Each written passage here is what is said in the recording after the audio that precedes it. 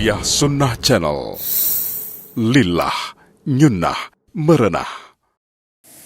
Pertama, apakah ruh orang yang sudah mati saling berjumpa enggak di alam kubur?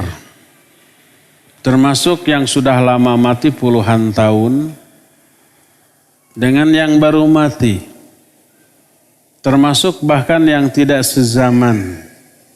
Buyut kita tidak bertemu dengan kita. Mereka sudah mati duluan. Pas kita mati, apa mungkin enggak kita bertemu dengan buyut kita?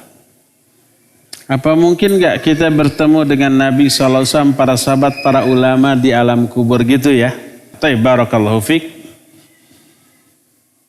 Imam Al-Qurtubi rahimahullah dalam kitab At-Tadhkirah di bab-bab awal menukil hadis bahwa ruh-ruh orang yang sudah mati saling mengunjungi di alam kuburnya dengan memakai kain-kain kafan mereka masing-masing.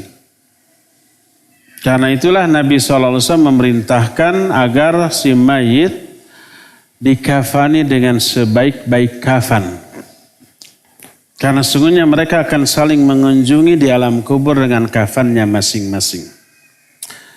Hadis itu dikutip oleh Imam Al-Qurtubi untuk menjelaskan bahwa para ruh saling berkunjung di alam kuburnya masing-masing berdasarkan hadis-hadis tersebut.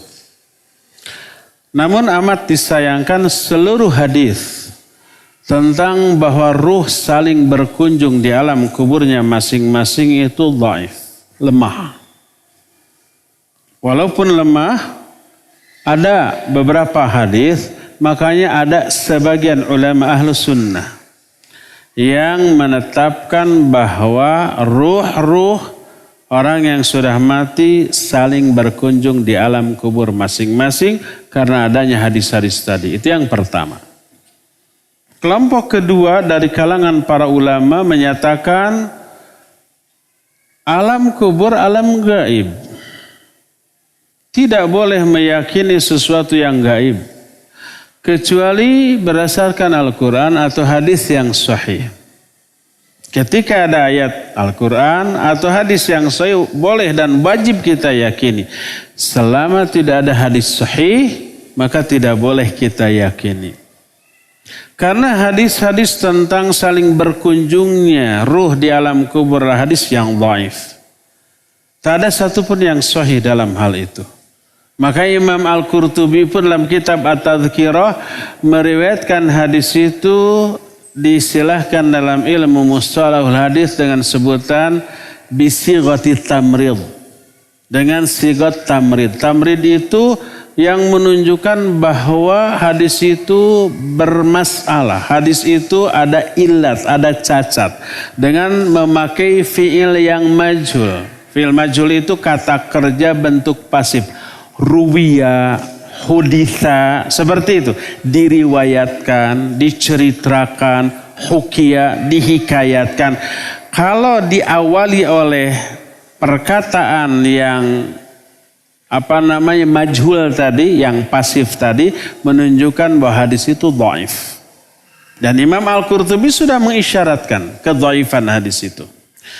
Berdasarkan hal itulah maka karena masalah alam kubur masalah gaib dan urusan yang gaib tidak boleh didasarkan kepada hadis yang dhaif, maka para ulama menolak adanya kejadian gaib seperti itu. Bahwa tidak ada saling kunjung mengunjungi antara sesama penghuni kubur. Terlebih dalam keterangan-keterangan hadis yang sahih, ahli kubur sibuk dengan keadaannya masing-masing.